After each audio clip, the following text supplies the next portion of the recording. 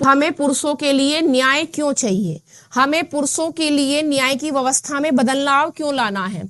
देखिए आपने देखा होगा विवाह सुधार अधिनियम, भाई जो विवाह कानून का विवाह है, विवाहों का कानून संबंधी सुधार है, उसमें पुरुषों के अधिकार को हमें दोबारा देखना होगा। आपने देखा होगा एक एलिमिनी होती है, एलिमिनी मतलब जब पति पत्नी का सेपरेशन होता है, तलाक होता है, तो उसके लिए कुछ एक रकम, कुछ एक एलिमिनी सेट कर दी जाती है। ये इतनी रिफॉर्म के लिए लायक है अब, क्योंकि इसमें इतना सुधार जरूरी है, क्योंकि वित्तीय सहायता किसे मिल जाती है, महिलाओं को प्राथमिकता दी जाती है। वित्तीय सुविधाओं के लिए महिलाओं को प्राथमिकता दी जाती है एज कंपेयर टू मेल।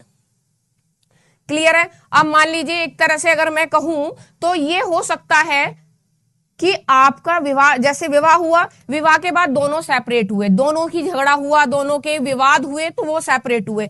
तो ऐसा क्यों किया जाता है कि उससे क्या बना दिया गया, आजकल एक ट्रेंड सेट कर दिया गया कि अगर सेपरेट होंगे तो बहुत बड़ी रकम लेकर ही अलग होंगे। इसके लिए आपने बहुत सारे एग्जाम्पल देखे होंगे आज के टाइम में, कोई बहुत सारे तलाक ऐसे हुए हैं जिसमें एक बहुत बड़ी रकम क्या है, एलिमनी के रूप में देनी होती है। तो इसीलिए मैं समझाना चाह रही हूं कि इसमें रिफॉर्म की जरूरत क्यों है।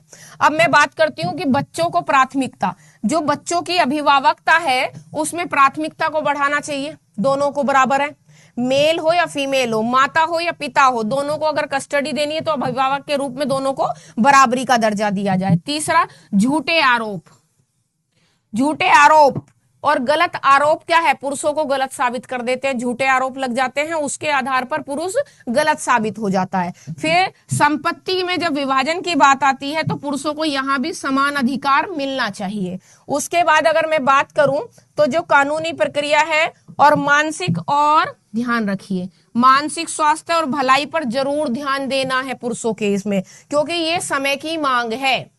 ऐसा नहीं है कि अवसादग्रस्त या परिवार टूटने के बाद सिर्फ महिला ही भावनात्मक रूप से प्रताड़ित मानी जाए, इसमें मेल को भी उतना ही फर्क पड़ता है, क्योंकि जब परिवार टूटता है तो दोनों के लिए सेम कंडीशन होती है। उसके बाद संतुलित विवाह में जो आर्थिक जिम्मेदारी है उसको बैलेंस करना है। और थर्ड वन अगर मैं बात करूं तो इसकी जो आज का समय है उसमें विवाह कानून को पुनः व्याख्या की जरूरत